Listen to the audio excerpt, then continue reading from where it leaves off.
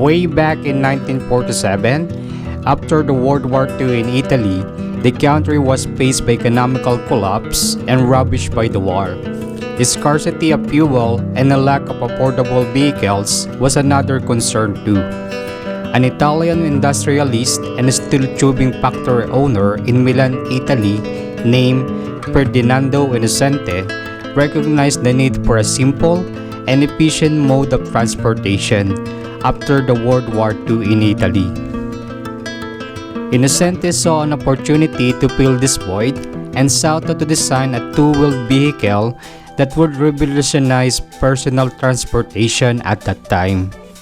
Together with his team of engineers and designers led by Cordonino di Ascanio, a renowned aeronautical engineer and expertise in aircraft design, proved in the development of this motorcycle, using scrap and ruined materials like parts of the World War II fighter planes.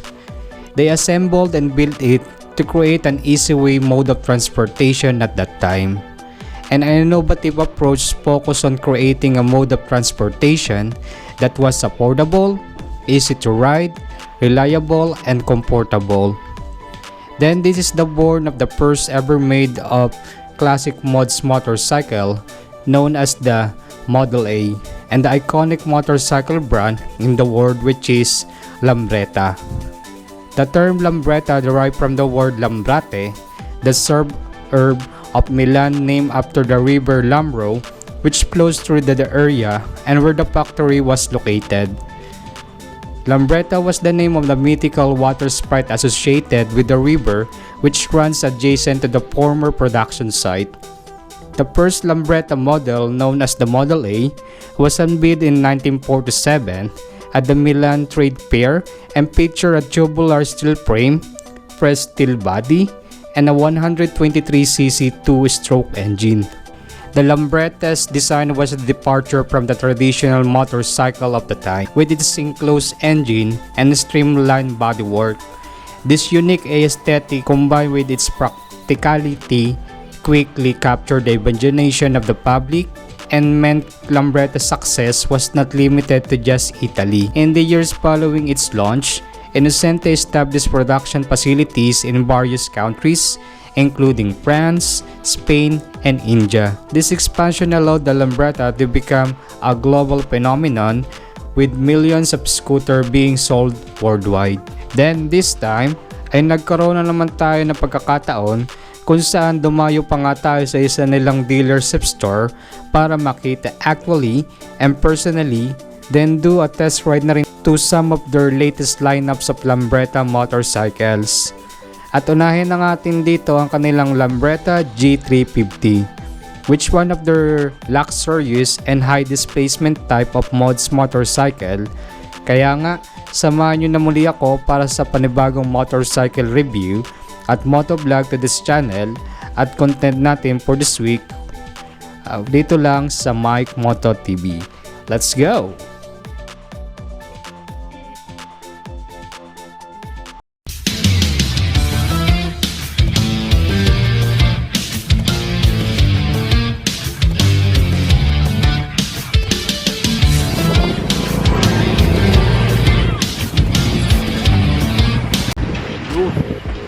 Lambretta G350. Hi everyone and everybody. So nagbabalik na naman tayo dito sa panibagong vlog at panibagong content about sa isa na namang motorcycle review at mag-experience sa isa na namang magiging motorcycle na mag-compare natin dito sa public which is Lambretta G350. Isa ang klaseng mods from Lambretta.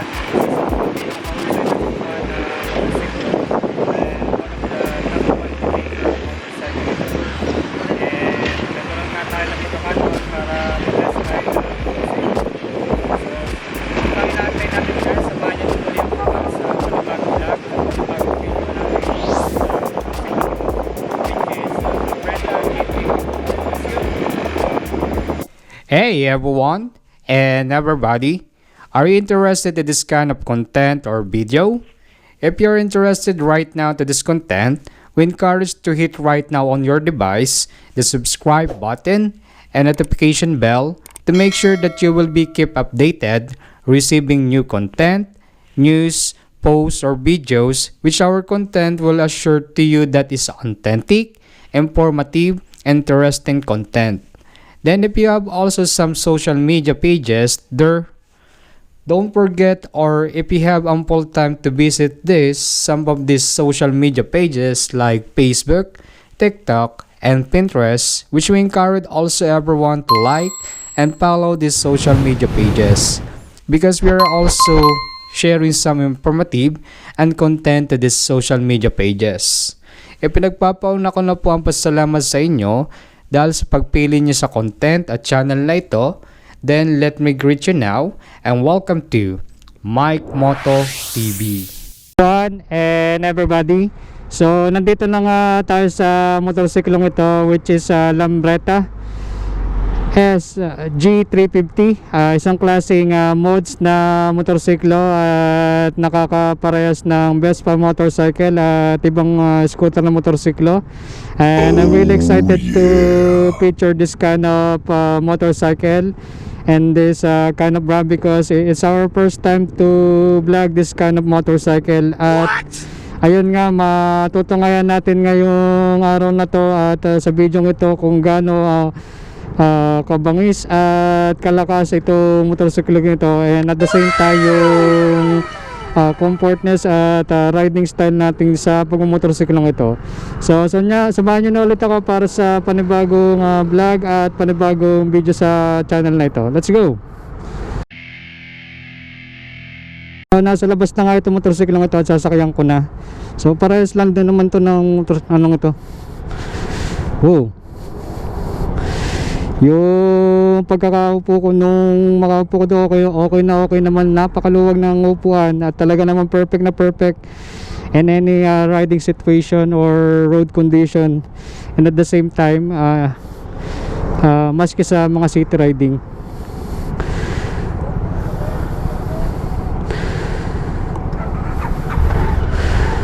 Oh, one click push start. At talaga naman nakasakay tayo sa isang mamahaling motorsiklong ito which is Lambretta G350, isang klaseng 350cc na motorsiklo.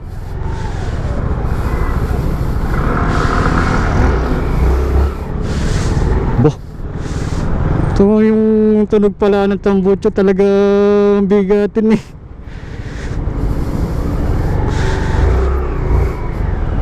Ako yung naninibago sa motorsiklong to. Oh, ang sarap din niya sakyan.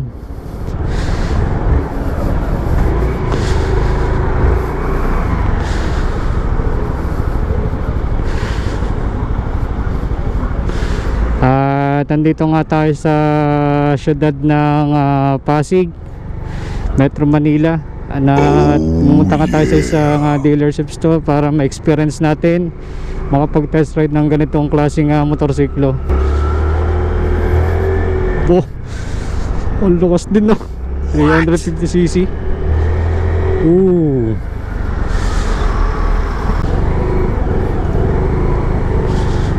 Yung reach ng aking mga kamay dito sa motorsiklong ito, okay naman. Naigagalaw ko naman na maayos ang handlebar nito at magarin din naman siya, magaan siya.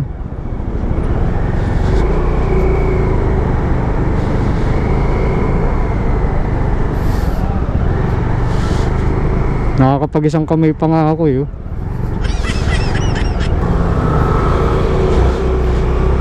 Ang lakas, oh. Ang lakas. Ang lakas na motor na to.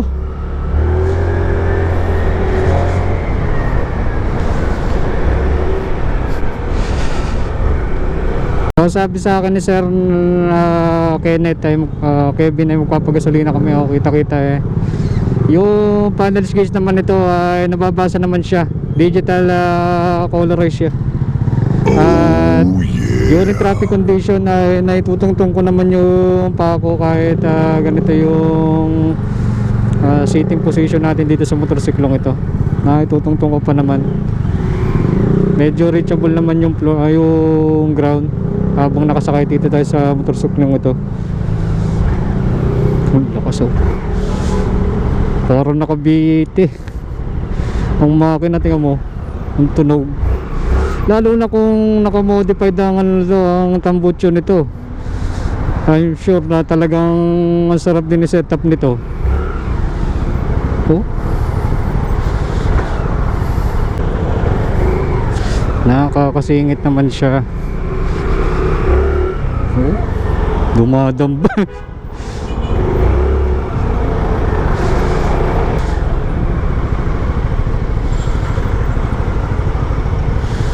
Medyo traffic lagi dito kasi nasa Metro Manila nga tayo.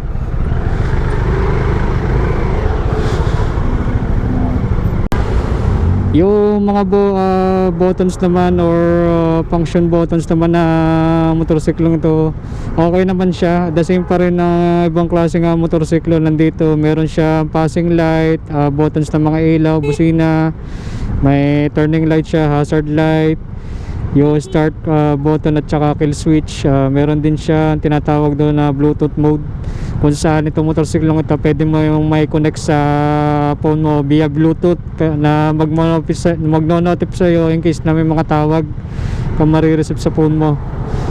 Pwede mo siya i-connect dito sa motorsiklong ito.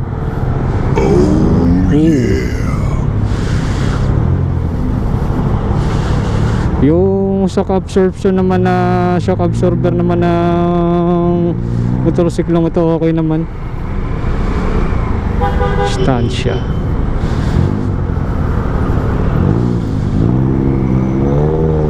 Medyo naka-request kasi tayo kay sir doon sa may Arcadia natin, ikukunan yung ayun dito daw. Wala kasi akong ano eh, sila daw yung magpo-provide nung gasolina dito sa motor. So tatlo yung bit-bit namin na lambreta na motor na magkakaroon tayo ng review sa mga motorsiklong ito at makakuha na mga magandang shots para sa vlog natin ito. At maswerte tayo at pinayagan tayo makapag-vlog sa mga ganitong motorsiklo.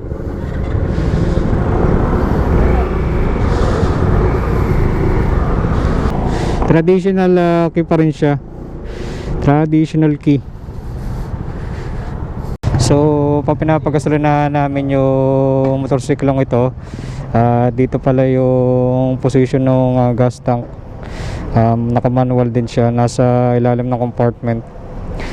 Traditional fuel cap na normal nasa seat compartment. Yung para mabuksan yung seat position, kailangan mo buksan mo muna yung compartment doon sa harapan. May nihila dong button para mabuksan tong upuan.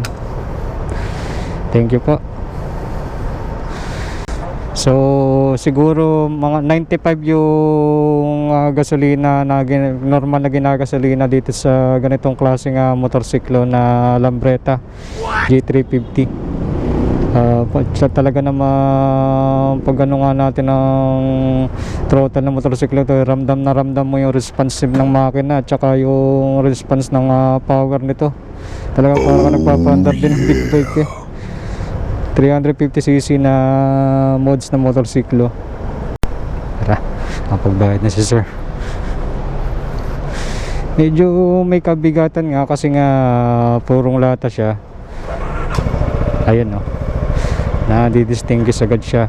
Ayan no, naka ABS pala to. Naka ABS type rin pala. Binabayo kong ano eh, parang naka big bike ko. Lalo na kung naka-modified ang motorsiklo nito.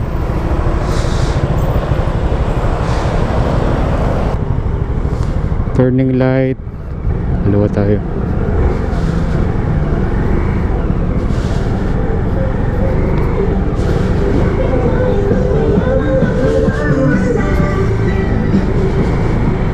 Rokso eh.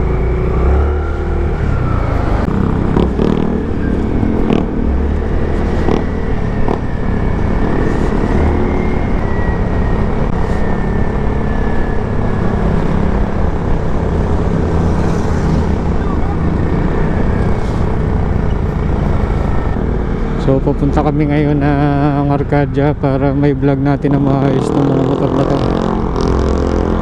Yung display panel na motorsiklo to, kakaiba talaga oh, na rectangular siya na display. Makikita mo yung speedometer gauge, then RPM response, fuel gauge, temperature, may date and time, may time rin siya, tsaka temperature gauge, trip meter.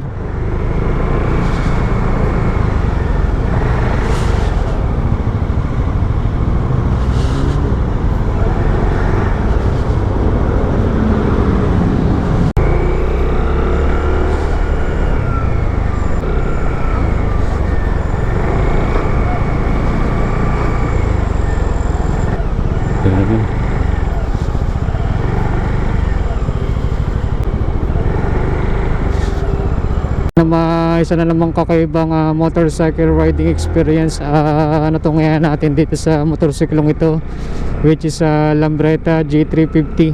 At talaga namang isang amazing experience ang makasakay dito sa mamahaling motorsiklong ito, at hindi natin palalampasin na makapag-picture ng ganitong klaseng motorsiklo sa channel natin.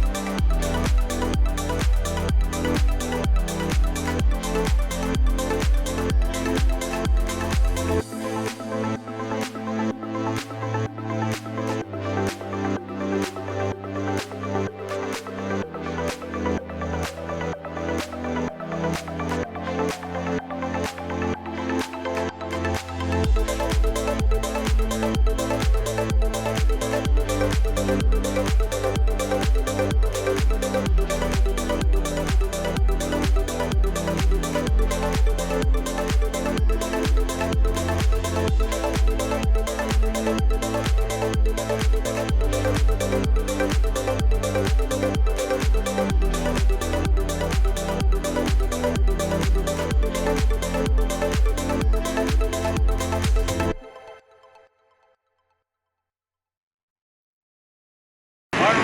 everyone and everybody, dito naman nagtatapos sa video ito about sa pag-review ng motorsiklo ito about sa isang klaseng motorsiklo ito from Labretta. Dito sa Labretta G350. At magkita-kita tayo sa sunod nating vlog at sunod nating video about sa channel na ito. At muli, si Mike Moto TV or Mike Moto Vlog. See you again guys!